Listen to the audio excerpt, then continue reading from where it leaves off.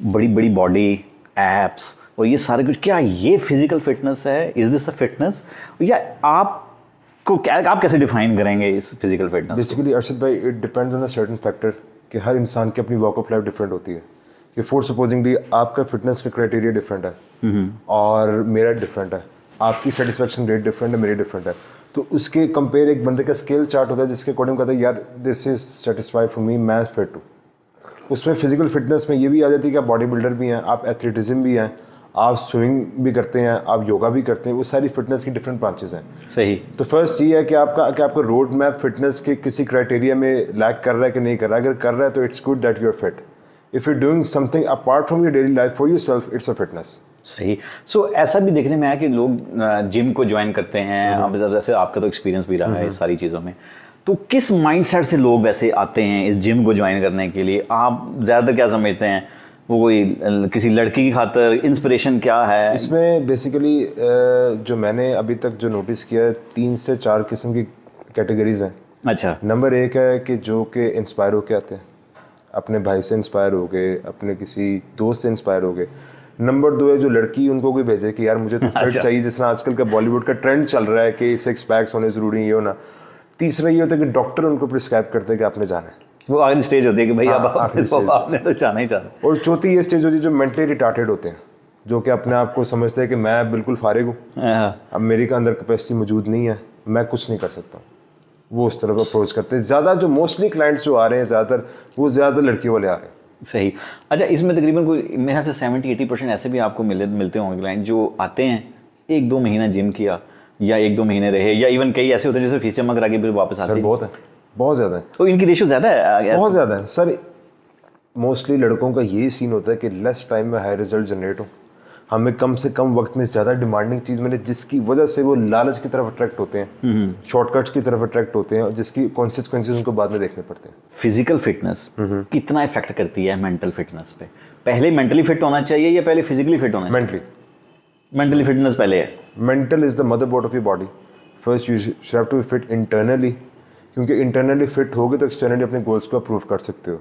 आप इंटरनली, आप यहाँ से अंदाज़ा लगा लें कि फॉर सपोजिंगली आप हैं और आपने 24 घंटे नींद नहीं पूरी की हुई है, आप किसी भी टास्क को कंप्लीट नहीं कर सकते until unless you should have to be recover yourself first. As a trainer आप क्या सजेस्ट करते हैं? क्या जिम डेली बेसिस पे जाना चाहिए?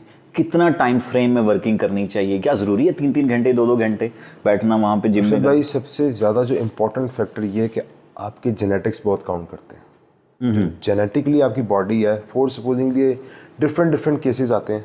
कहीं को जेनेटिकली मीन्स कि उनकी स्किन बहुत ज़्यादा हार्ड होती है, कहीं की लीन होती है, कहीं की वेन्स बहुत ज़्यादा होती हैं, कहीं को 3 महीनों में फ़र्क पड़ता है, कहीं को 6 महीनों में फ़र्क पड़ता है, कहीं को साल में पड़ता है। जो टेक्निकली एक चीज़ है ना, वो सबसे पहले है कि आपका जो 25 मिनट्स का जो स्ट्रेट वर्कआउट है, वो इनिशियल पॉइंट होता है स्टार्ट होने का। लड़के जज्बाती हो जाते हैं क्योंकि उनका मेंटल हेल्थ बहुत स्ट्रांग हो जाता है कम्पेयर टू फिजिकली बहुत डेड होते हैं। वो कहते हैं ये भी लगाना, ये भी लगाना, ये भी लगाना, ये भी लगाना। उनका ये होता है कि 3 घंटे में लगाऊंगा मैं जल्दी फिट हो जाएगा। हालांकि इस तरह का कोई सीन नहीं है, ये उल्टा अपने आप को ज़्यादा तकलीफ में डालते हैं। सो वैसे वर्कआउट जो रेस्ट बॉडी को भी चाहिए होती है ना, सो नॉर्मली आप क्या सजेस्ट करते हैं कि कितने, क्या 5 दिन वर्कआउट करना चाहिए? जो स्टैंडर्ड वर्कआउट है ना, standard workout 4 days a week है। अच्छा। जो स्टैंडर्ड वर्कआउट है, जो 5 डेज अ वीक है वो आउट क्लास है, जो 6 डेज अ वीक है वो प्रो है। अच्छा। जो 6 दिन करते हैं वो प्रो लीग है, क्योंकि टेक्निकली तौर पर आप जो अपना 50% वीक का अहेड चले गए मीन्स 4 डेज, तो इसमें आपने अपना टारगेट कंप्लीट कर लिया, आपने अपना वर्कआउट कर लिया हुआ। It's totally up to you कि आप उसको प्रोलॉन्ग करना चाहते हो, आप संडेज भी ऑन करना चाहते हो। If you have good recovery then you can do 7 days a week. सही। अब डेफिनेटली वही बात है ना कि एक बॉडी को रिलैक्स भी टाइम भी चाहिए, उसके मसल्स को रिलैक्स होने के लिए भी टाइम चाहिए।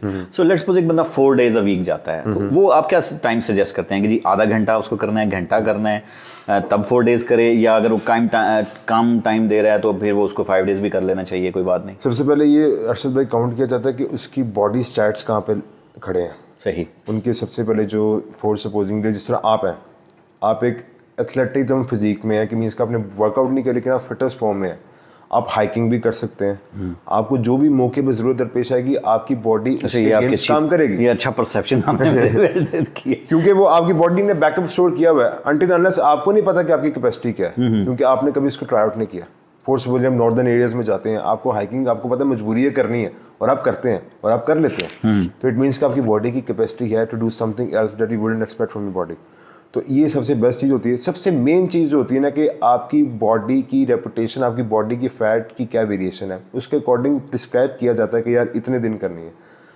और टेक्निकली बात है कि अगर आप 4 दिन आ वीक आओगे तो उसका आहिस्ता आहिस्ता जो रिजल्ट आपको चाह रहे हो वो भी आगे एक्सटेंड होना शुरू हो जाए। सही।